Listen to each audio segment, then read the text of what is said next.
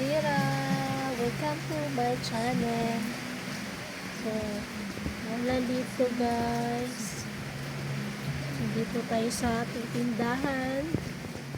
Kasi merong bumibili. Naglagay lang ako ng doorbell kasi yung tindahan ko at bahay is medyo distansya lang siya. Kaya naglagay ako ng doorbell para pag may bumibili, mag-doorbell lang. Kasi hindi na lang naman tayo tindera, hindi nanay din tayo. Meron na tayong mga mission possible. Magluto tayo, maglalaba. At least,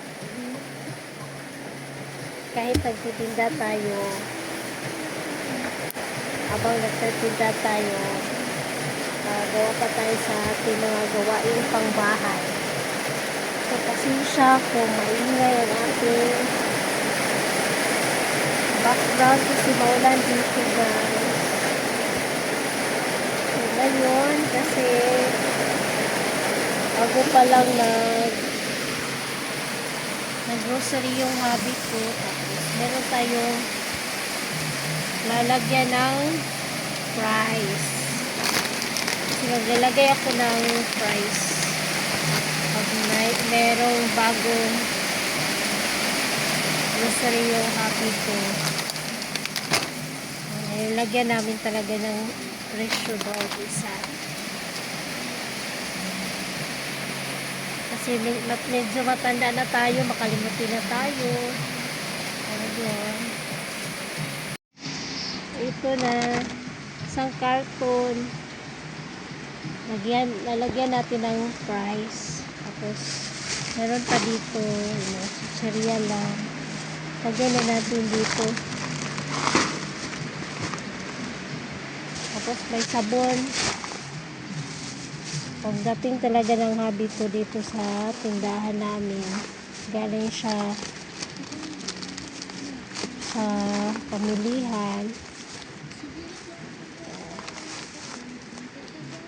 Kukunin na niya talaga yung sabon.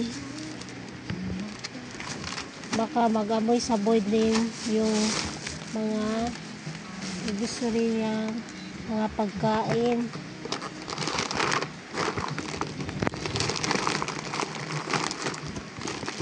May ibang amoy na kasi pag nilagay na halo sa mga pagkain ng sabon guys. Kaya ayun, kailangan talagang kunin agad para hindi mabahong sabon yung mga pagkain natin. Mga pagkain na like biscuits.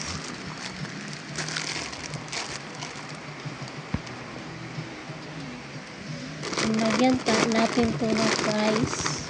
Mamaya mag-stock muna tayo kasi oras natin ngayon hapon natin snack na po. Ito guys, so makasave tayo dito pag ito ang bibili natin. Yung buy 10 save 15 pesos. Advance sales lang to. Pag meron ka namang malaking budget, ito na lang bilhin mo. Yung mga may ganito. Malaking tipid na to kaysa bibili ka na yung isa-isa.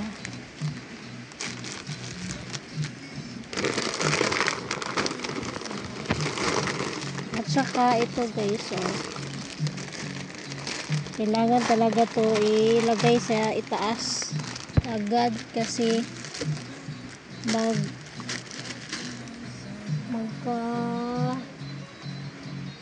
lalanggamin na siya. Ang bilis niya lalanggamin.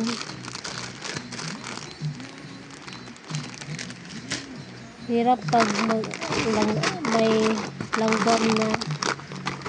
Kaya pagdating dito sa bahay, sa tindahan, Nakuha na talaga namin tong mga noodles at saka pancit canton. Kasi lalanggamin na siya.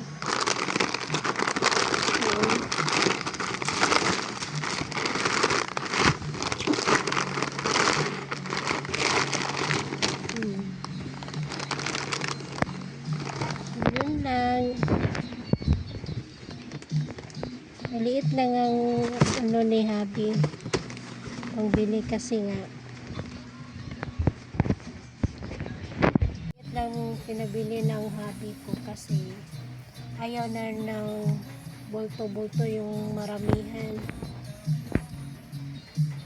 Hindi siya ang grocery ng one week. Ayaw niyang ganun kasi nga recycle na yung gusto niyang dalhin. Kasi mahirap mag-park. Every 3 days yaman grocery. Ako naman ang taga-tinda, taga-presyo dito sa tindahan. Siya naman yung mamimili para hindi naman maiwan yung tindahan. At least hindi tayo magsara. Minsan lang tayo magsara pag may kailangan talaga akong puntahan. So yun lang guys, thank you for watching. Bye.